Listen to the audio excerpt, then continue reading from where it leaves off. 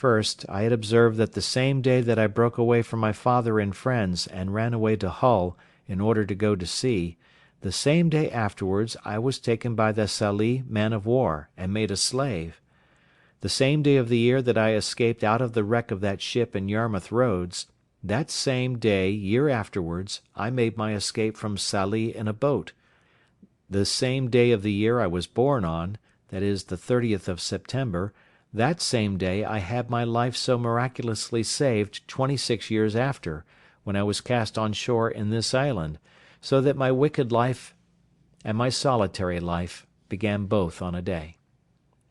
The next thing to my ink being wasted was that of my bread. I mean the biscuit which I brought out of the ship. This I had husbanded to the last degree, allowing myself but one cake of bread a day for above a year,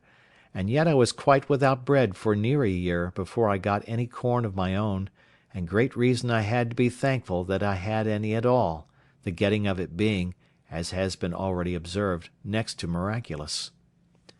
My clothes, too, began to decay. As to linen, I had had none a good while, except some checkered shirts which I found in the chests of the other seamen, and which I carefully preserved, because many times I could bear no other clothes on but a shirt, and it was a very great help to me that I had, among all the men's clothes of the ship, almost 3 dozen of shirts.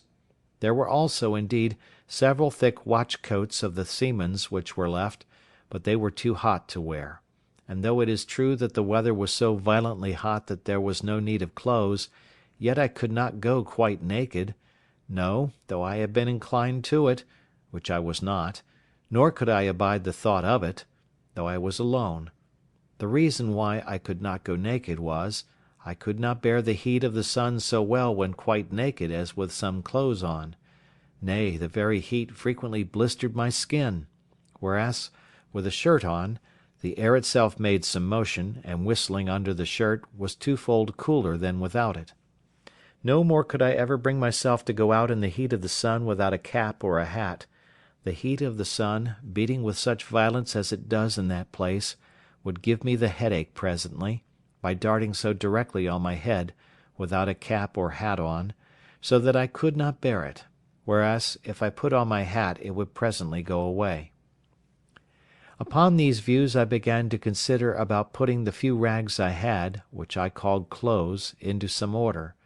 I had worn out all the waistcoats I had, and my business was now to try if I could not make jackets out of the great watchcoats which I had by me,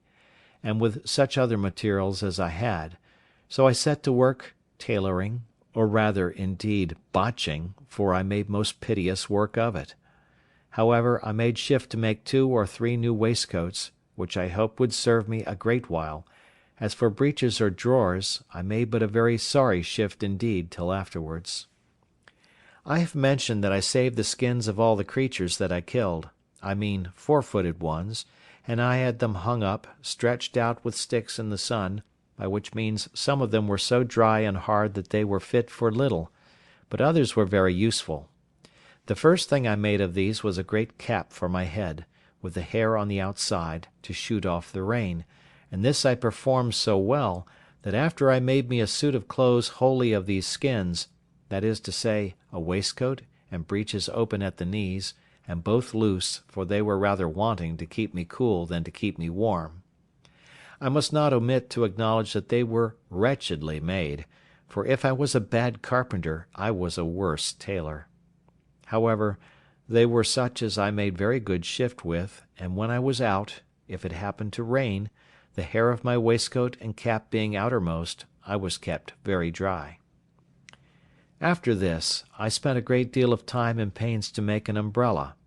I was, indeed, in great want of one, and had a great mind to make one. I had seen them made in the Brazils, where they are very useful in the great heats there, and I felt the heats every jot as great here, and greater too, being nearer the equinox;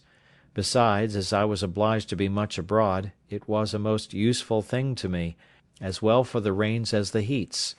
I took a world of pains with it, and was a great while before I could make anything likely to hold; nay, after I had thought I had hit the way, I spoiled 2 or 3 before I made one to my mind; but at last I made one that answered indifferently well. The main difficulty I found was to make it let down.